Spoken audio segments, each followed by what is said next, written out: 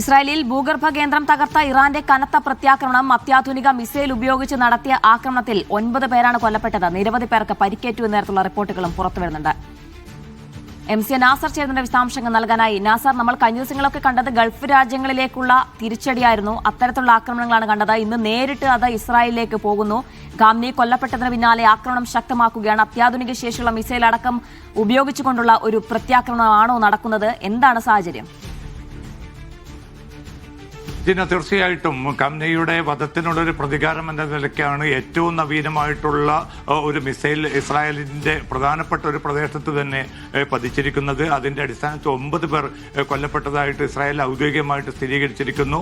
26 പേർക്ക് പരിക്കേറ്റിട്ടുണ്ട്. ആ പരിക്കേറ്റവരിൽ ചിലരുടെ നില അതീവ ഗുരുതരമാണ്. പരിക്കേറ്റവരെ ഹെലികോപ്റ്റർ മാർഗമാണ് ആശുപത്രികളിലേക്ക് മാറ്റിയിരിക്കുന്നത്. വെസ്റ്റ് ജെറൂസലമിൽ നിന്ന് 38 കിലോമീറ്റർ അകലെയാണ് ഈ ആക്രമണം ഉണ്ടായിരിക്കുന്നത്. 3 കെട്ടിടങ്ങൾ പ്രദേശത്ത് തകർന്നതായിട്ടുള്ള റിപ്പോർട്ടുകൾ കൂടി പുറത്തു വരുന്നുണ്ട്. ഇറാൻ പുതുതായിട്ട് ആവിഷ്കരിച്ചിരിക്കുന്ന ഹൈപ്പർസോണിക് ഫതഹ് 2 എന്ന മിസൈലാണ് ഏറ്റവും അവസാനമായിട്ട് ഇസ്രായേലിന് നേരെ തൊടുത്തുവിട്ടിരിക്കുന്നത്. ഇതിന്റെ ഒരു പ്രത്യേകത എന്നത് ഈ പ്രതിരോധ സംവിധാനങ്ങളെ പൂർണ്ണമായിട്ടും കബളിപ്പിച്ചുകൊണ്ട് കൃത്യമായിട്ട് ലക്ഷ്യത്തിലെത്താൻ ഇതിന് സാധിക്കുന്നു. വലിയ തോതിലുള്ള പ്രഹരശേഷി നൽകാനും ഈ മിസൈലുകൾക്ക് സാധിക്കുന്നു. അത് ഇസ്രായേലിനെ സംബന്ധിച്ചിടത്തോളം അവരുടെ സ്ട്രാറ്റജി മാറ്റാൻ നിർബന്ധിക്കപ്പെടുന്ന ഒരു സാഹചര്യമാണ്. മുമ്പൊക്കെയുള്ളതും കൃത്യമായി തന്നെ അതിനെ പ്രതിരോധിക്കാനുള്ള ഒരു സൗകര്യമുണ്ടായിരുന്നു. പക്ഷേ ഇനി ആ പ്രതിരോധത്തെ മറികടന്ന് പോയാലും വലിയ തോതിലുള്ള നാശനഷ്ടങ്ങൾ രൂപപ്പെടുത്തിയിരുന്നില്ല. പക്ഷേ ഈ ഹൈപ്പർസോണിക് ഫതഹ് 2 എന്ന പുതിയ മിസൈൽ ഇറാൻ പരീക്ഷിച്ചിരിക്കുന്നത് അതിന്റെ പ്രത്യാഘാതം വളരെ വലുതാണ്. അതോടൊപ്പം തന്നെ ഈ പ്രതിരോധ സംവിധാനങ്ങളെ വളരെ വിദഗ്ധമായിട്ട് കബളിപ്പിച്ചുകൊണ്ട് കൃത്യമായിട്ടുള്ള ലക്ഷ്യത്തിലെത്താനും അതിന് സാധിക്കുന്നു എന്നതാണ് ഒരു പക്ഷേ ഇസ്രായേലിനെ ഇനി കൂടുതൽ കരുതലോടുകൂടി നീങ്ങാൻ പ്രേരിപ്പിക്കുന്ന ഒരു ഘടകമായിട്ട് മാറുകയാണ്. അത്തരം മിസൈലുകൾ ഇനിയും ഇസ്രായേലിന് നേർക്ക് തൊടുത്ത് വിടാൻ തന്നെയാണ് തങ്ങൾ തീരുമാനിച്ചതെന്ന് ഇറാൻ നേതൃത്വവും അറിയിക്കുന്നുണ്ട്. എന്തായാലും ഈ പരിക്കേറ്റവരിൽ പലരുടെയും നില ഗുരുതരമായി തുടരുന്നു എന്ന റിപ്പോർട്ടുകൾ തന്നെയാണ് പുറത്തു വരുന്നത്. ആ പ്രദേശത്തൊന്നാകെ ഇപ്പോൾ പോലീസും സുരക്ഷാ വിഭാഗവും വലയം ചെയ്തിരിക്കുകയാണ്. എല്ലാവരെയും ഇപ്പോൾ ആശുപത്രികളിലേക്ക് മാറ്റിയിട്ടുണ്ട്. ചിലരെ കുറിച്ച് അവരെ കണ്ടെത്താൻ സാധിച്ചിട്ടില്ല എന്ന റിപ്പോർട്ടുകൾ കൂടി പുറത്തു വരുന്നുണ്ട്. എന്തായാലും മരണസംഖ്യ 9 ആയിട്ടുണ്ട്. പരിക്കേറ്റവരുടെ എണ്ണം ഇപ്പോൾ 26 ആണ് അധികൃതർ പറയുന്നത്. അതിൽ കൂടുതൽ പേർക്ക് പരിക്കേറ്റതായിട്ടുള്ള റിപ്പോർട്ടുകൾ കൂടി ഇപ്പോൾ പുറത്തു വരുന്നുണ്ട്.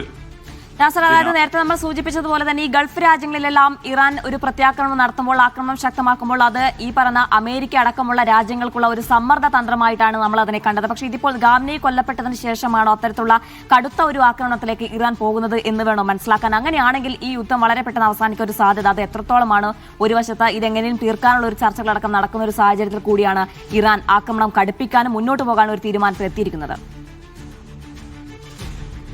തീർച്ചയായിട്ടും ഇറാനെ സംബന്ധിച്ചിടത്തോളം അവരുടെ സുരക്ഷ, അതോടൊപ്പം തന്നെ ആ രാജ്യത്തിന്റെ ഭാവി, ആഭ്യന്തരമായിട്ടുള്ള ഭദ്രത, പരമാധികാരം ഇത് നിലനിർത്താൻ വേണ്ടി ഏതറ്റം വരെയും പോകുമെന്നാണ് അല്പം മുമ്പ് അൽ ജസീറ ചാനലിന് നൽകിയ അഭിമുഖത്തിൽ ഇറാന്റെ വിദേശകാര്യമന്ത്രി അബ്ബാസ് അറാഗ്ചി വളരെ അസന്നിഗ്ധമായി തന്നെ വ്യക്തമാക്കുന്നത്. അപ്പോൾ അൽ ജസീറയോട് ചോദ്യം ഉന്നയിക്കുന്നുണ്ട്, ഈ ഗൾഫ് രാജ്യങ്ങൾ നിങ്ങളുമായി ഏറ്റവും അടുത്ത സൗഹൃദം പുലർത്തുന്ന രാജ്യങ്ങളാണ്, എന്നിട്ടും എന്തുകൊണ്ട് ഈ അർത്ഥത്തിലുള്ള ഒരു പരമാധികാരത്തിന് നേരെ നിങ്ങൾ നിരന്തരമായിട്ടുള്ള മിസൈലുകളും റോക്കറ്റുകളും അയച്ചുകൊണ്ട് ഈ ഗൾഫ് രാജ്യങ്ങളുമായിട്ട് ഒരു പ്രതികാരത്തിന്റെ അവസ്ഥയിലേക്ക് പോകുന്നു എന്ന ചോദ്യത്തിന് അബ്ബാസ് അറാഗ്ചി നൽകിയിരിക്കുന്ന പ്രതികരണം എന്നത്, ഞങ്ങൾ ഗൾഫ് രാജ്യങ്ങളുമായി ഏറ്റവും നല്ല ബന്ധം തന്നെയാണ് ആഗ്രഹിക്കുന്നത്. ആ രാജ്യങ്ങളെ കടന്നാക്രമിക്കാൻ ഞങ്ങൾക്ക് താല്പര്യമില്ല. നിരന്തരം ഈ ഗൾഫ് രാജ്യങ്ങളുമായി ഞാൻ ആശയവിനിമയം നടത്തുന്നുണ്ട്. പക്ഷേ പല ഗൾഫ് രാജ്യങ്ങളിലെ നേതാക്കളും അസ്വസ്ഥരാണ്. കാരണം അവർക്കെതിരെ ഇറാന്റെ ഭാഗത്തു നിന്നുണ്ടായിരിക്കുന്ന ഈ ആക്രമണങ്ങളിൽ അവർ അസ്വസ്ഥരാണ്. അതെനിക്ക് മനസ്സിലാക്കാൻ സാധിക്കും.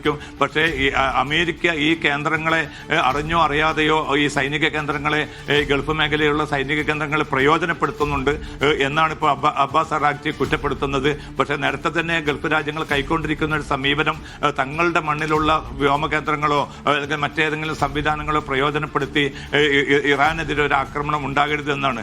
ആ നിലപാടിൽ തന്നെയാണ് ഗൾഫ് രാജ്യങ്ങൾ ഉറച്ചു നിൽക്കുന്നത്. അതുകൊണ്ട് ഇപ്പോൾ ഒമാനും ഖത്തറും ഈ പ്രതിസന്ധി ഘട്ടങ്ങളിലൊക്കെയും ഒരു പരിഹാരത്തിന് വേണ്ടി ഏറ്റവും ശക്തമായിട്ട് രംഗത്ത് വന്ന ഒരു മധ്യസ്ഥ രാജ്യം കൂടിയാണ് ഒമാനും ഖത്തറും. ആ രാജ്യങ്ങൾക്ക് നേരെ പോലും ഇറാൻ നടത്തിക്കൊണ്ടിരിക്കുന്ന ഈ ആക്രമണങ്ങൾ സ്വാഭാവികമായിട്ടും വലിയ തോതിലുള്ള രോഷത്തിനിടയാക്കിയിട്ടുണ്ട്. ഇന്നിപ്പോൾ രാത്രി വൈകിട്ട് ഇറാൻ ഗൾഫിന്റെ വിദേശകാര്യമന്ത്രിമാർ ഓൺലൈനിൽ യോഗം വിളിച്ചു ചേർത്തിട്ടുണ്ട്. ആ യോഗാനന്തരം ചില തീരുമാനങ്ങൾ അവർ പ്രഖ്യാപിക്കും. അത് കുറെ കൂടി കടുത്ത നിലപാടുകൾ ഇറാനെതിരെ സ്വീകരിക്കാനുള്ള ഒരു നീക്കവും ഗൾഫ് രാജ്യങ്ങൾക്കിടയിലുണ്ട്. കാരണം നിരന്തരമായിട്ടുള്ള ആക്രമണം വരുന്നു. ഇപ്പൊ UAE മാത്രം 3 പേർ കൊല്ലപ്പെട്ടിരിക്കുന്നു, മറ്റിടങ്ങളിൽ രണ്ട് മരണം സംഭവിച്ചതായിട്ടുള്ള റിപ്പോർട്ടുകളുണ്ട്. അപ്പോൾ ഇത്തരം ഒരു അവസ്ഥ ഇനിയും തുടരാൻ അനുവദിക്കുകയില്ല എന്ന ഒരു മുന്നറിയിപ്പായിരിക്കും ഇന്ന് ചേരുന്ന ഓൺലൈൻ യോഗത്തിലൂടെ ഗൾഫിലെ വിദേശകാര്യ മന്ത്രിമാർ ഇറാന് നൽകുന്ന സൂചന. അതോടൊപ്പം തന്നെ ഈ പ്രദേശത്തെ നാവിക കേന്ദ്രങ്ങളിലും പ്രത്യേകിച്ച് സമുദ്രാതിർത്തികളിൽ ഒമാൻ സമുദ്രത്തിലും അറേബ്യൻ സമുദ്രത്തിലും പ്രധാനപ്പെട്ട കപ്പൽ പാതകളുടെ കേന്ദ്രങ്ങളിലുമൊക്കെ സംഘർഷപൂർണമായിട്ടുള്ള ഒരവസ്ഥയാണ് നിലനിൽക്കുന്നത്.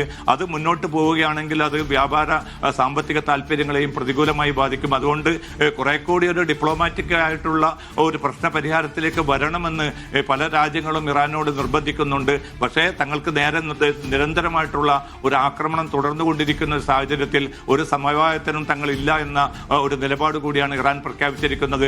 അമേരിക്കയും ഇസ്രായേലും ആക്രമണം നിർത്തുകയാണെങ്കിൽ ആ ഒരു ഘട്ടത്തിൽ അത്തരം കാര്യങ്ങൾ ആലോചിക്കാമെന്നാണ് മധ്യസ്ഥ രാജ്യങ്ങൾക്ക് മുമ്പാകെ ഇറാൻ ഏറ്റവും അവസാനം നൽകിയിരിക്കുന്ന മുന്നറിയിപ്പ്. അതുകൊണ്ട് തന്നെ ഈ പ്രതിസന്ധി എപ്പോൾ തീരും, എത്ര നീണ്ടു നിൽക്കും, അതിന്റെ വ്യാപ്തി എന്തായിരിക്കും, അതിന്റെ പരിണതി എങ്ങോട്ടായിരിക്കും, അതിന്റെ ദിശ ഏത് രീതിയിൽ മുന്നോട്ട് പോകും എന്നതുൾപ്പെടെയുള്ള ചോദ്യങ്ങൾ